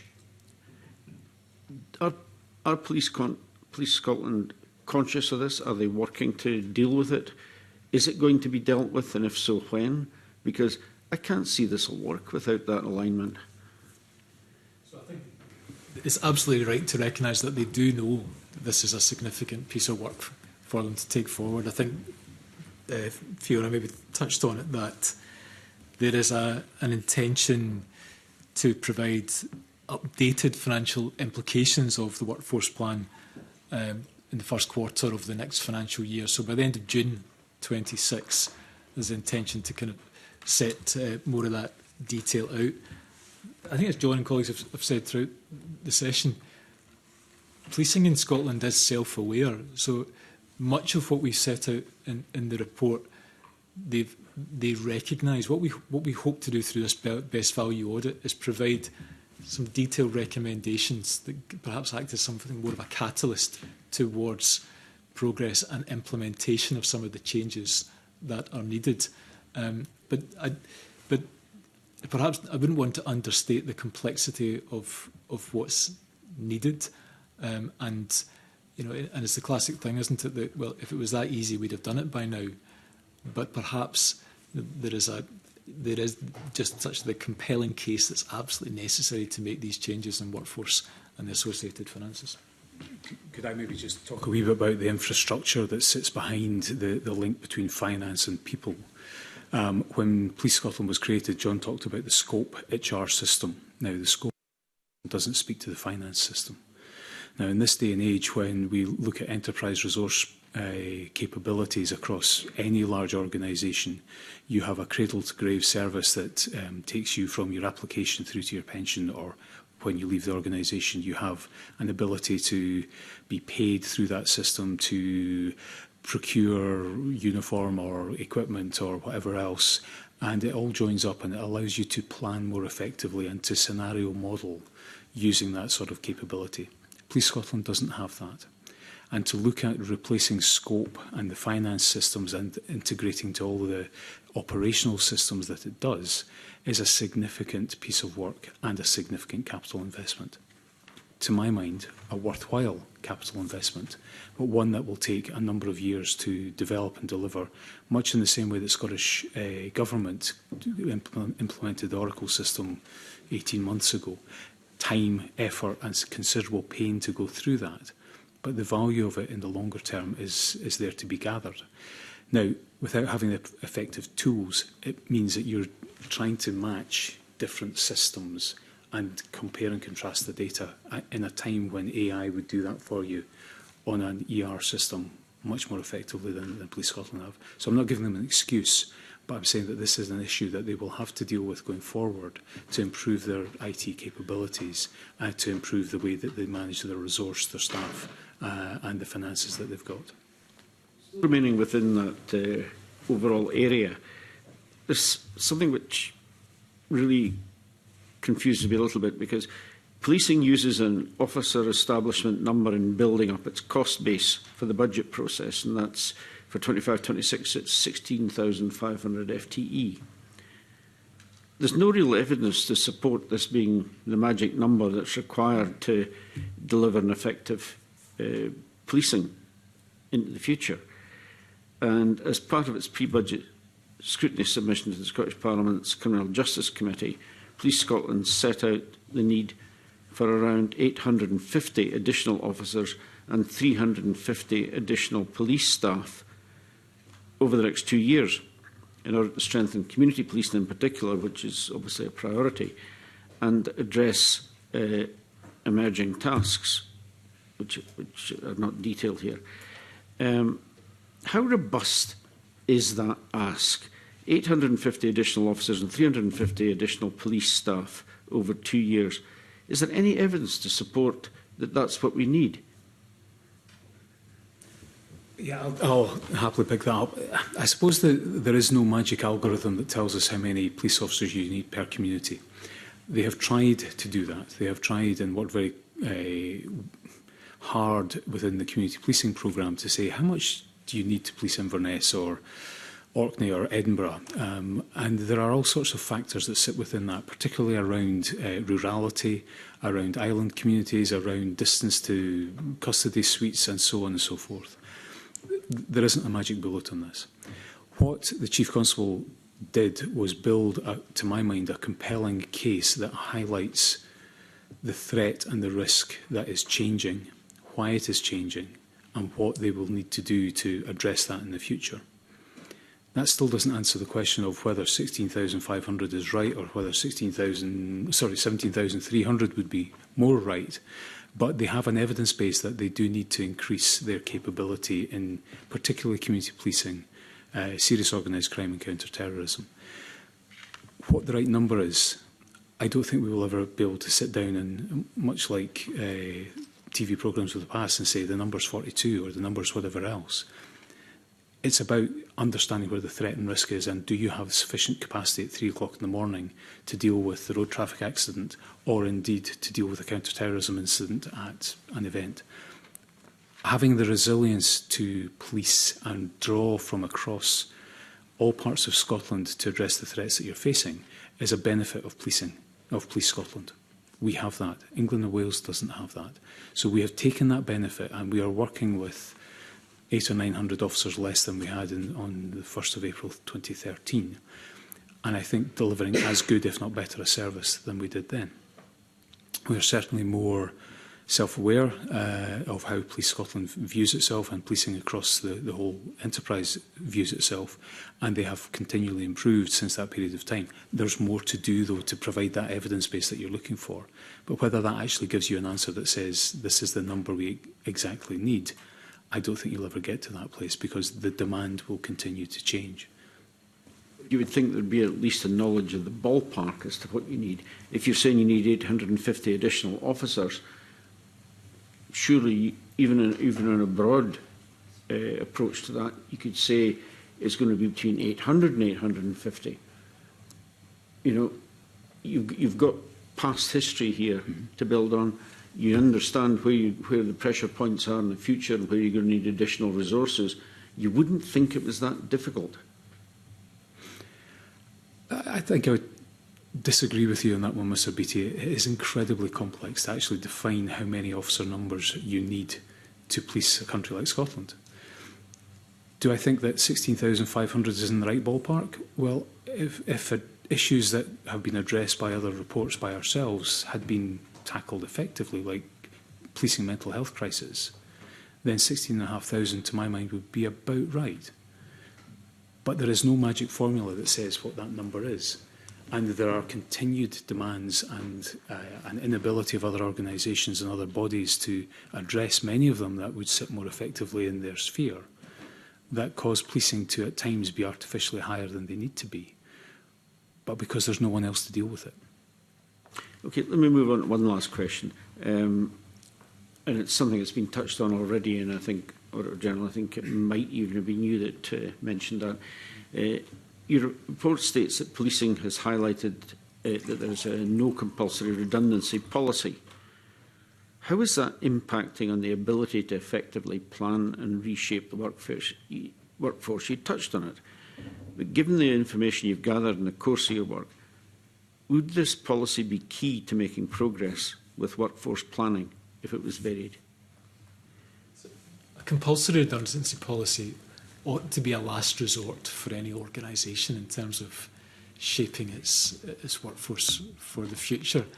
It's a really blunt tool, actually, but equally so is, I think as I mentioned a few moments ago, Mr. Beattie, using natural wastage as being the mechanism for transformation of a workforce, especially one like Police Scotland. I'm not saying that's what the police's intentions are, but it was cited to us during our audit that this was a factor and potentially a constraint for policing to evolve its skill mix, the ratio of officers to staff, for all the reasons that John and Craig set out, and particularly drawing on evidence from elsewhere in the UK where there are different models of delivering a police service.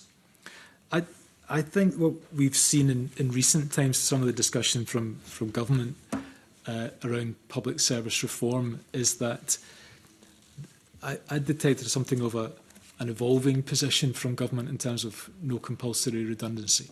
That there is one that is clear that there is a presumption against compulsory redundancies, but rather that it is not an immutable position, that if there is supported by clear business case, that there is no alternative, that it remains almost a last resort deployable tool in reshaping the workforce.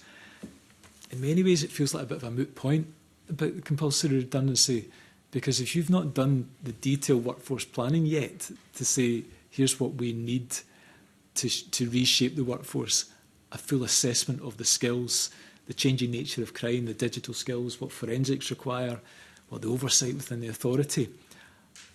I think it's an important factor, but probably not one that I think police should dwell on until you've gone through that real detailed plan. So in many ways, as we touched on earlier, Mr Beattie, that the Police Scotland, and for, I suppose, I wouldn't want to overly focus on policing, but I think, as others have said, it is the single largest part of the three legs of policing. Until that milestone of June, when they set out their, the financial and workforce implications, that feels like such an important next step for what the workforce is going to be required. But then what comes next is ever so clear of how it will transition from one model of policing to the 2030 model of policing. I suppose I always look at voluntary redundancy. Well, in a way, it's more humane. From a management point of view, you don't know who's going to apply. And in terms of workforce planning, it becomes in itself a blunt instrument because you're getting rid of numbers, but what about skills and experience and so on? Yeah, I agree, and that's I suppose the one and the other can also be too blunt. So if it's natural wastage, voluntary redundancy, or indeed compulsory redundancy, I don't think the service can take a definitive view about the tools and approaches that it will use until it's gone through that approach. Craig, you may want to say as well. Yeah, we've lived through various rounds when I was still in policing in Scotland of voluntary redundancy, and you're absolutely right. We lost some of the most skilled, capable, competent people because they had the skill set to go and find employment elsewhere. And you end up with certainly some of the people who were left not wanting to be there, and they hadn't met the criteria for redundancy and were desperate to do so, and you tended to lose them within a period of time after that. So you lose good people, you lose that skill set, and that's very hard to replace. And you also end up with people who are displaced from roles, who don't want to take voluntary redundancy and are being shoehorned into a different role that they never applied for, they didn't really want, and they become disaffected and dissatisfied with their position. So you don't want to use compulsory redundancy, but sometimes you end up with a bigger problem because you don't have that option available to you. So for me, it's about setting out the plan of the future. What do you need? How do you try and train, grow and develop the people you've got within the organisation that they can develop into those roles? But at the same time, you do need to have all the tools within your kit bag to be able to match your organisation to the future threat and challenges you face. Thank you. Thank you, Convener. Thank you very much indeed. We're now going to move to our final round of questions, and I'm going to invite the Deputy Convener to put those to you. Jamie. Thank you, Convener. So this is what I can't get my head around. So there are 22,500 staff across the police force, front and back office functions. They say they need another 1,200 staff, which is a mix of officers and support staff over the next 2 years. But we just had a lengthy conversation about redundancies. Given the report is, I think, reasonably critical of this long-term workforce planning issue, how on earth can we have any confidence that what they're aiming for with these numbers is both matched by adequacy in terms of planning, an understanding of current and future needs, an understanding of funding restrictions, which we've spoke a lot about already? I mean, are they just plucking numbers out of thin air? I mean, how on earth will we ever know what the right optimum number of officers or back office staff will be? I think you nail the issue quite well. The reason that we were asking for a better strategic workforce plan is to actually do that, to take the known demand currently, to take the predicted future demand, to recognise the transition that we're going through right across the crime spheres, and also the wider keeping people safe and community wellbeing issues that Police Scotland are tasked to deal with. That is a challenging landscape. It is a growing demand year on year. particularly around things like people missing from home or from care establishments, people with mental health challenges, all of these issues that have grown exponentially during the time of Police Scotland. And they're addressing it, but they are getting thinner and thinner on their ability to address that, particularly in communities. And they've done a lot of work, as I've said, over the last 3-ish years to redefine a community policing model, which is now being trialled, and that will bring forward rich evidence base on whether their modelling is appropriate. That should feed into both their strategic workforce planning, but also the medium to longer term financial planning. Can they afford what the demand is driving to do? If they can't, what is it that they can stop, or what is it that they can slow down on to allow them to live within the budget that is set for them? Now, the evidence base for the growth ask in this year's budget, I think, could be better articulated. I think there was some very strong articulation, particularly around the serious organised crime and counter-terrorism space and around community policing. But as we've said, there are other pockets where they need to reduce their workforce. They have done, and they did in the last 2 years, voluntary and targeted redundancies, which took out, I think, about 200 people. I think the numbers of police staff that roles were no longer required.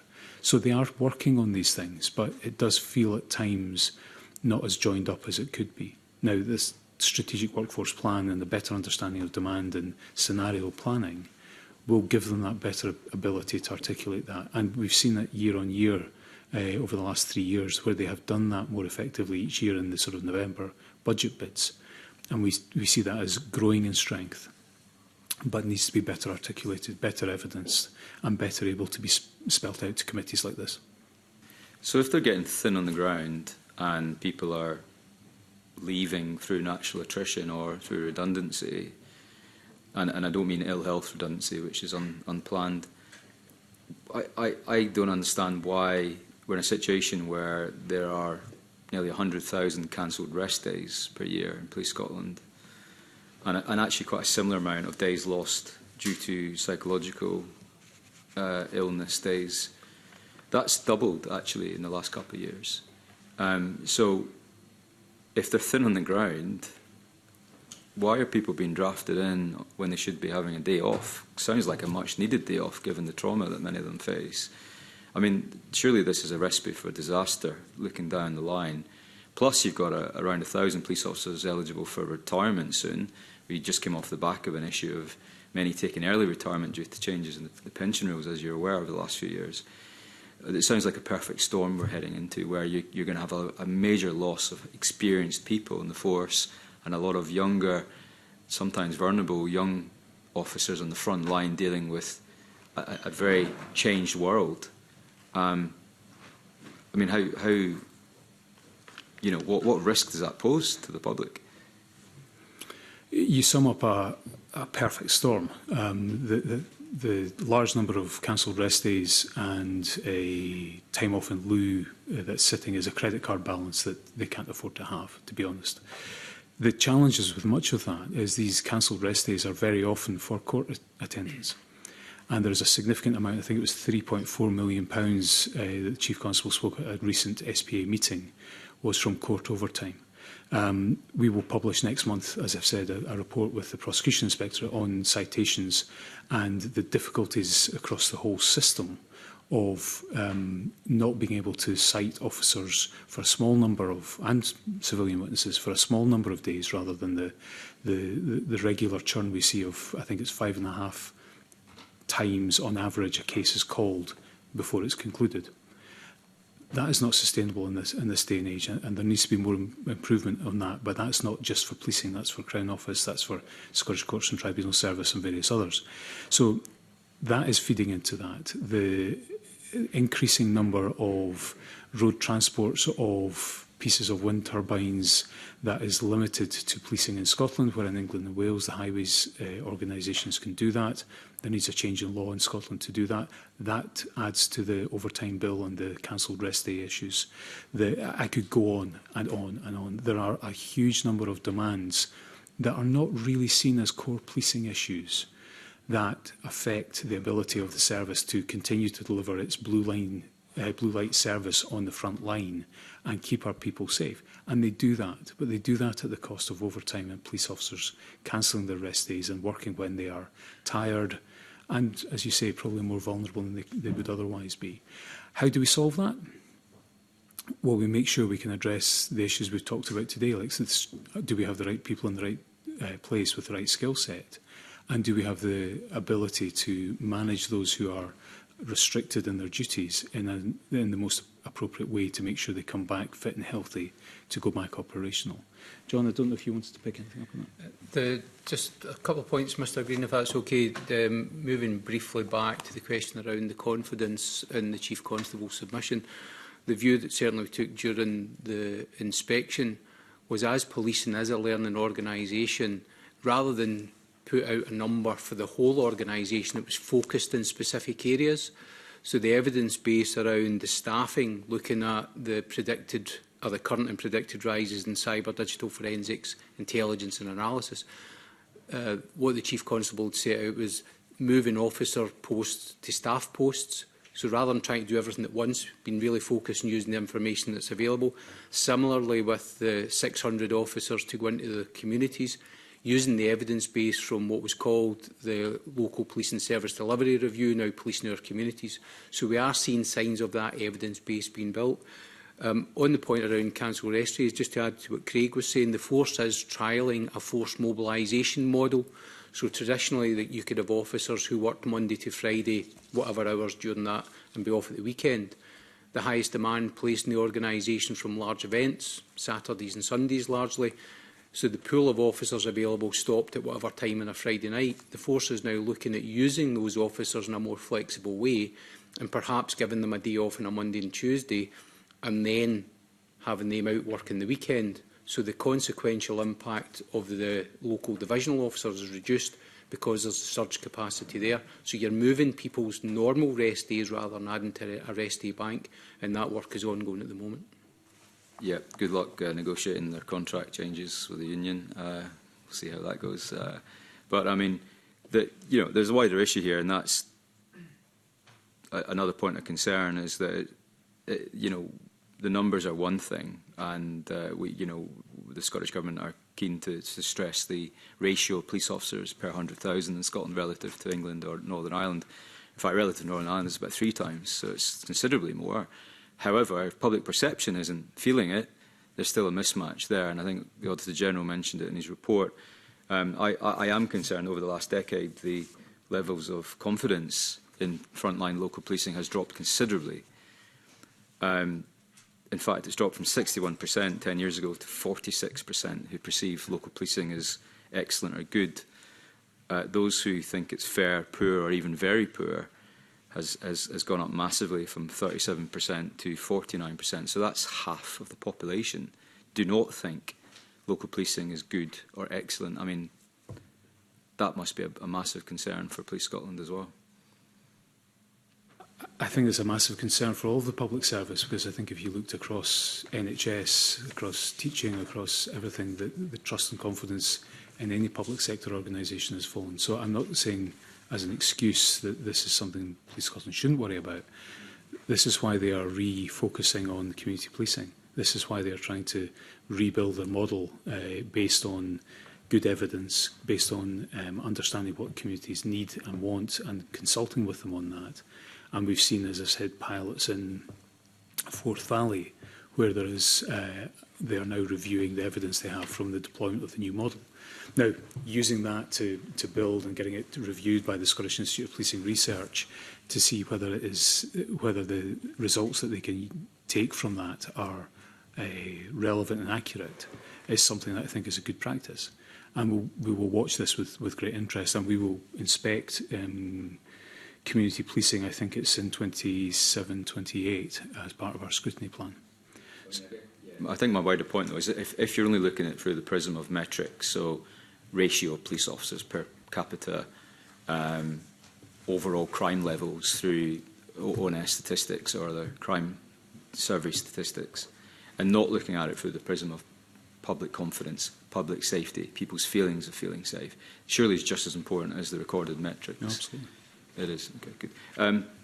There's the issue around the estate. I mean, I was a little bit surprised perhaps to hear that you, I think in response to the initial question, that you said you had confidence that progress has been made. The thing I can't quite seem to match up is how the force is ever going to deal with the huge maintenance backlog. It's sitting at over £250,000 in capital backlog. I mean, if you lump that on top of the Scottish Fire and Rescue Service, which is over £820 million, that's over £1 billion of cash that I don't believe the government has this year, next year, in any years. So I guess there comes a point at which point do you accept that we're never going to get through this backlog? What do we do now? How do we move forward from this when you've got crumbling buildings? You mentioned Rothsay. I've been to that station on a visit a couple of years ago, and it was a disgrace. But it's no different to Greenock, which was promised a new station years ago. And it's interesting when you have this conversation, the local divisional commander said, we'll build a new one if the government gives us the money. And the government replied and said, we gave them the money. It's up to them how they spend it. So, how on earth do we make this state fit for purpose? How do we modernise Police Scotland in a way that people out in the street see visible improvements, but also it's doing a lot of that back office stuff that the public will never see, which includes IT investment and cyber security and other things? I'm happy to start actually, and Craig and John, or Lucy, if you want to say more. And you're right, it's not just policing, it's also, as you mentioned, fire and rescue. The committee's heard evidence on many occasions that the same context of the need for investment in the estate within the NHS and Scotland's colleges as well, where there is backlog maintenance.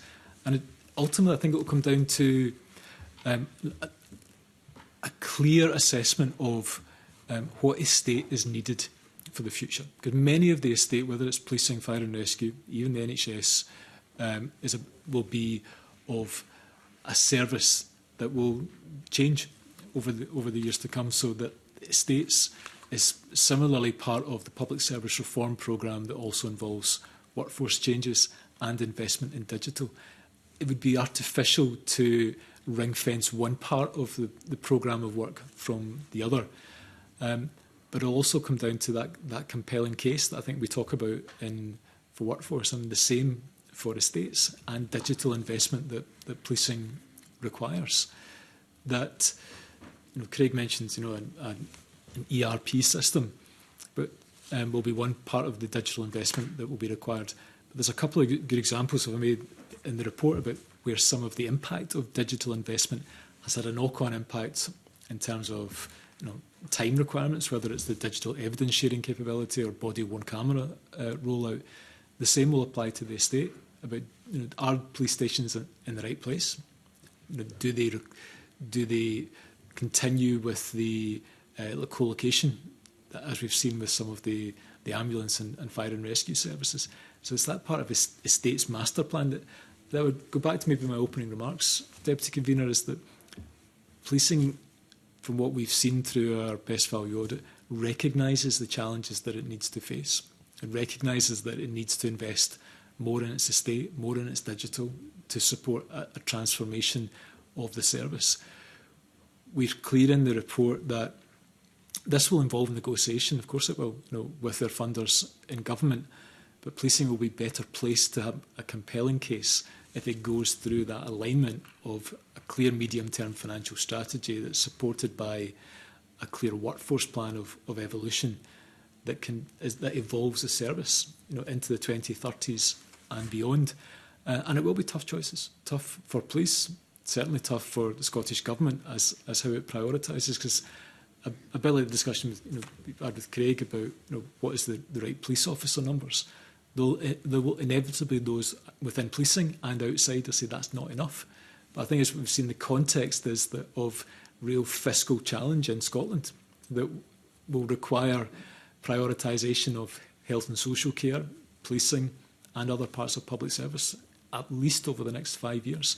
Policing will be better placed to make a compelling argument if it goes through the steps that it knows it needs to take effectively over the next 6-12 months. I mean, arguably the first rule of government is to protect its citizens. So, I mean, you could make the point that government is about choices and where it spends its money on capital and resource, but there are certain things you just have to do, and surely this is one of them. Auditor General, you've talked in the past and in other parts of the public sector about the need for reform. I think in one session, I believe you commented that there may be things that the NHS does now that it might not be able to or shouldn't do in the future. Without going into detail, could the same be said of Police Scotland? You've seen in other parts of the UK, some forces have said, look, we spend too much time doing things that we're not supposed to be doing, whether it's dealing with mental health, dealing with people wandering out of care homes, spending huge amounts of time in hospitals, sitting around, monitoring people or waiting on people. Are we at a stage where Police Scotland might have to make those tough decisions as well to survive? So I think, I'm certainly pass to Craig in a moment about that. I think he alluded to that earlier, actually, about the demands on policing where they will step in where other parts of public service either can't or are unable to meet the demands from the public. But these will be the prioritisation. And actually, in terms of self-awareness, the NHS themselves have made that observation that that there are some parts of the service that they provide are not adding clinical value. The point we made was, well, to be clear and transparent about those, so that there can be a prioritisation. The public could be involved in some way, and I think that's the role for where policing goes next. About if there are parts of their service that they're currently providing that they could stop or could be done by others. Do that clearly, transparently, involve the public and their partners in arriving at that, so that we understand, the public understand, those that are funding the service are also clear about what the role of policing will be as part of that 2030 vision and beyond. I think you're absolutely right. There are aspects of the legislation in Scotland that require Police Scotland to step in to things like mental health, where others are either not available or refuse to attend. That's different in England and Wales, so the right care, right person approach in England and Wales would not be one that is consistent with the law that established Police Scotland, particularly around the community wellbeing issue. Where there are challenges with that, and where we called this out in a report about mental health 2 years ago, was where there are poor or inefficient handovers between policing and the service that would take someone on for the care of the individual. And the feedback we got from communities that we spoke with was being put in the back of a police van when they're having a mental health crisis is detrimental to them as an individual, doesn't improve their well-being. It may stop them killing themselves, which is a good thing in the first instance, but you need to hand them over at the very earliest and effective point to do that. That needs joined up services, whether that's mental health services, whether it's health services more generally, but it does need greater integration. And I know Scottish Government colleagues have done a lot of work to pull together some of the pathways and the good practices that we saw in our report on that. But it's still a challenge. It's still, and if you listen to David Kennedy from the Scottish Police Federation, 80% of a police officer's job is dealing with either a crisis on someone's mental health, a look after at the hospital where it takes someone 12, 14, 15 hours to be seen, or other matters like that. And that is a waste of everyone's time in terms of getting effective outcomes, and something that I know government colleagues are very, very keen to make happen, but it's a slow process. It sure is. I mean, I sat in the Justice Committee nearly 4 years ago and we had this conversation. Things have got much worse, not better in any way, shape or form. So there are good examples. But we're out of time. For a very short final question. No, I'm happy to finish there, Convener. All right, okay. Okay, thank you. Well, can I thank our witnesses this morning for what's been a very thorough session. We've covered a lot of ground, and I really appreciate the input that you've given us, and it's up to us now to consider what our next steps are and whether some of the people who have been mentioned, some of the organisations who have been mentioned are ones that we might want to call in to take evidence from as well. But for now, can I thank Auditor General, you for your evidence, Fiona Mitchell-Knight and Lucy Jones, can I thank you, and can I particularly thank Craig Naylor and John Patterson. It was really useful getting your input this morning. It brought, I think, an added dimension to proceedings. So that joint reporting approach, Auditor General, I think was a really innovative and important thing to do. So with that, I would like to move the committee into private session. Thank you very much.